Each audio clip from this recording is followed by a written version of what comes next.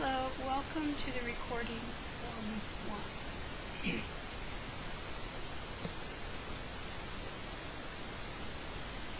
I wanted to talk a little bit about grading this week. Most of the grading I will do on Monday following the Sunday due date. I will try to grade assignments as they come in, but all discussion posts will be graded on Monday or Tuesday after the week is complete. I do accept late work. There will be a late penalty unless you've contacted me in advance, or in the case of illness or emergency, if you contact me soon after. No discussion posts will be accepted after a week is complete unless you have contacted me as to the reason you will be late or were late. And it depends on the reason. Corrections may be made to assignments, but not to the week 1 quiz or to the midterm. So when you do a correction, you will just post a new attempt, and then I will grade that and give you additional points as you earn them. I will post feedback on each graded assignment. That gives you an opportunity to see what you missed and to make corrections. Corrections can't be made to the discussion, however. For instance, if you forgot your APA reference, you can reply to the reference to your post to include it, and I will accept it.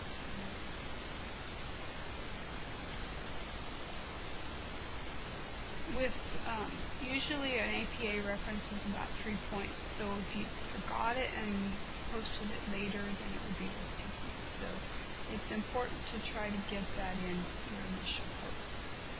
No APA references required in the replies unless you bring up some new information. For instance, if you found something on the website, and you add that to your response to someone, you should cite it. It's very important that you keep up in an online class. It quickly becomes unmanageable when you get behind. I recommend that you set aside time to work on the class. Remember, initial posts are due on Wednesday, so you should have some time set aside during the first part of the week for that. Don't leave everything till Sunday, because you will find yourself without internet or with other unplanned difficulties, for instance, computer crashes or power outages, and then you will not be able to get your work in on time. You are responsible for knowing when things are due. Keeping up is also your responsibility, and that's why I put this twice, to set aside time to work. I've taken an online class, and I found that if I set aside Monday or Tuesday a couple of hours to work on the discussion, I would always have it in on time, and then I would set aside time on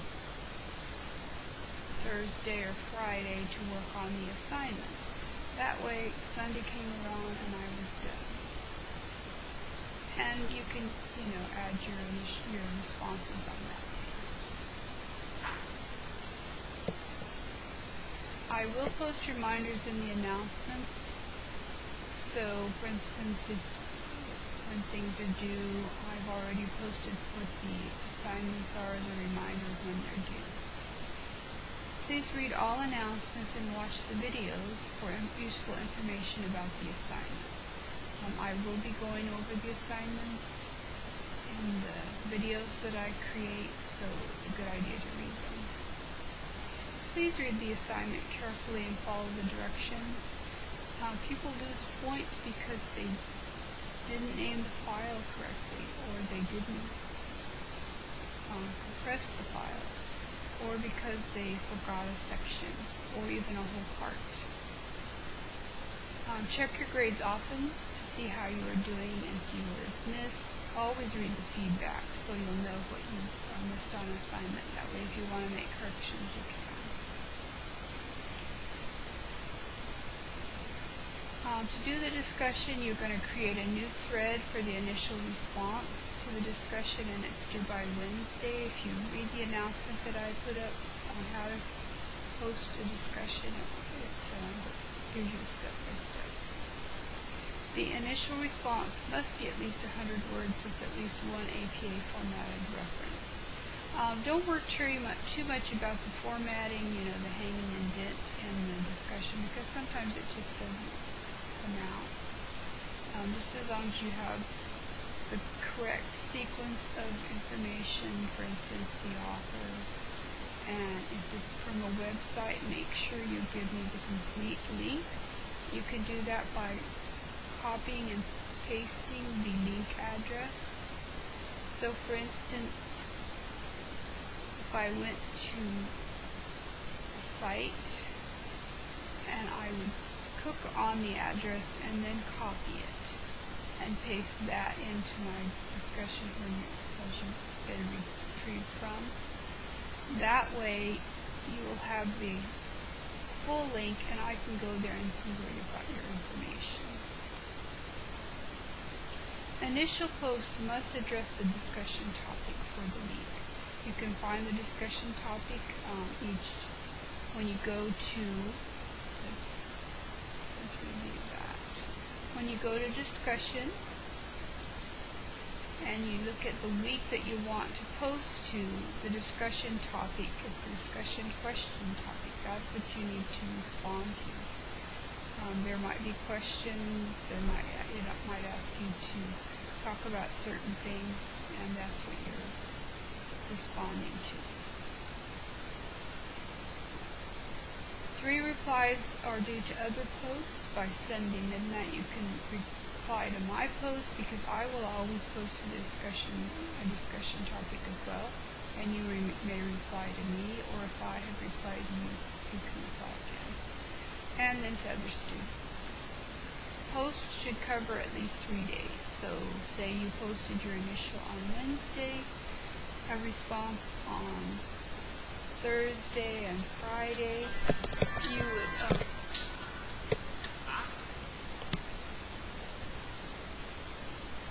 sorry about that.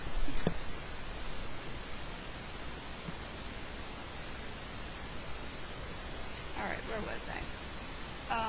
Okay, so your post must cover 3 different dates.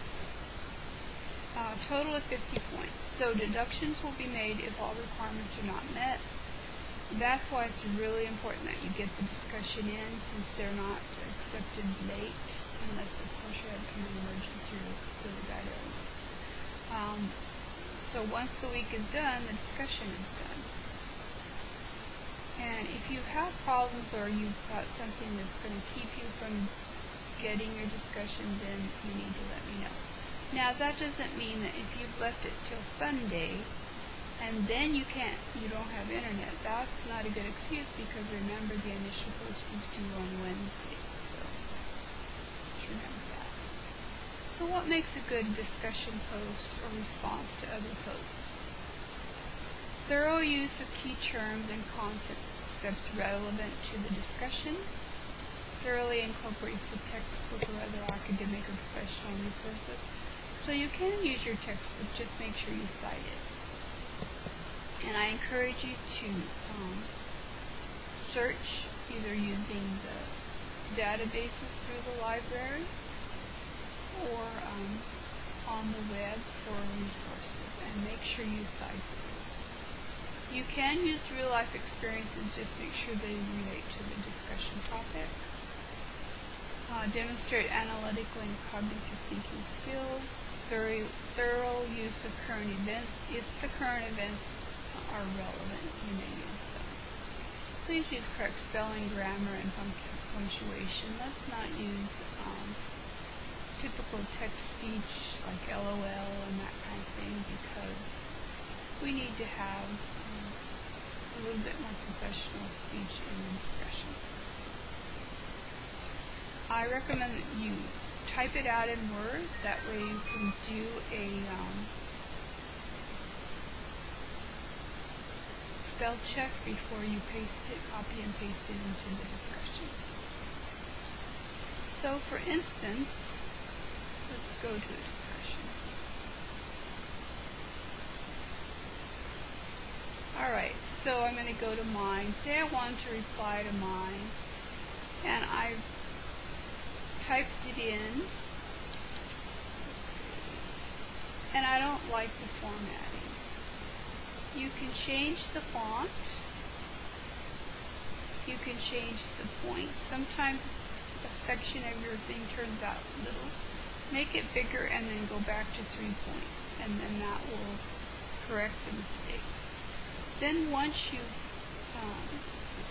submitted the reply, you can always edit it. Say if it doesn't look right, then edit it and redo the formatting or whatever. The week 1 assignment is on APA, so you need to look at the tip sheet. So if you go to the library and you scroll down to APA Citing, Resources, and Formatting Papers, you will find the tip sheet and you'll find a sample paper. So you're going to do a Word document with 2 references, one for the textbook and one for the website it gives you at Baycor on group. That's in the assignment. You're going to format the document as a reference page. So if you look at the sample paper, look at the reference page. That's how it's supposed to look. You're going to name the document W1A1 and your name. So for instance, I would name it W1A1 Donna Ferris. It's due by Sunday midnight. You have 2 quizzes this week. The APA style academic honesty quiz is not counted toward your grade. You'll get a grade on it, but it won't count toward your overall grade. I do recommend that you take this. You could take it multiple times, but it helps see where you're at as far as APA style and academic dishonesty is. Then you have the week 1 quiz. You need to read the assignments in the chapters of the book. Review the presentations that are listed. And when I say presentations, so for instance, we go back to the class and we go to classroom and you go to week 1. If you scroll down, you will find the online presentation. And there's a PowerPoint and the transcript. Also go to VitalSource, your vitalsource.com, and sign in, or you can do the offline. So I have the offline book.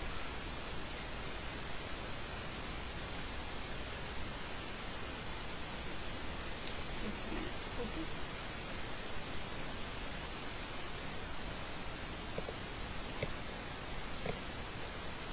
But you want to log into VitalSource if you go online or if you download the bookshelf. The bookshelf is nice because then you can read the book offline. And you're going to add me as a friend, and you're going to add me in the subscription. So I've created highlights in my book. So I have some that are for the quiz and some that refer to the midterm. So when you're ready to review for the quiz, you need to go ahead and put me as your subscriber so that you can see my highlights. So for instance, I went to Friends and I added everyone, and that's all you have to do. You put my name and add my email, which is dferris@herzing.edu, and then you will be able to review the highlights that I put in my book, because I've already added you. This week we're talking about computer hardware, and a lot of the hardware is shown in this picture. And you might not have everything. You might have a laptop.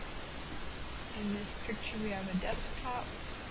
You might have a printer, scanner, all in one, or maybe you don't.